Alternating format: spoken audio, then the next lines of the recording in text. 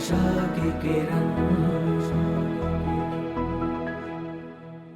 સિકંદરનું અંતિમ સ્ટેટમેન્ટ તો તમે બધા સાંભળ્યું હશે. સિકંદરના મુખમાંથી શબ્દો નીકળ્યા હતા, મને ખબર નહોતી કે આટલું બધું મારું સૈન્ય, આટલા મારા વૈદો, આટલી મારી સંપત્તિ, પછી મને મોત આંબી જશે. મને ખબર નહોતી, બરાબર, મને ખબર નહોતી આ બધું છે, પછી મને મોત આંબશે.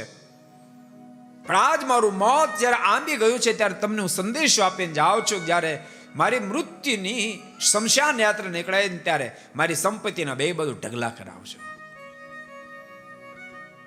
આગળ મારા ચતુરંગી સૈન્યને ચલાવજો, 500 મારા પાછળ મારા 500 વૈદ્યરોને ચલાવજો. અને મૃત્યુની જ્યારે શમશાન યાત્રા નીકળે ત્યારે મારા બંને હાથ ખુલ્લા રાખજો, જેથી કરી દુનિયાને ખબર પડે સિકંદરની પાસે આટલી સંપત્તિ હતી, આવું વિશાળ સૈન્ય હતું, 500 વૈદ્યો સાથે હતા. પરંતુ તેમ છતાંય સિકંદરને ખાલી હાથે આ લોકમાંથી જવું પડ્યું છે. એ દુનિયાને સંદેશો આપવા માટે તમે આવી રીતે મારી શમશાન યાત્રા કાઢજો, એમ સિકંદરનું અંતિમ સ્ટેટમેન્ટ હતું. को पसंद आया हो तो लाइक करें और शेयर करना मत भूलिए.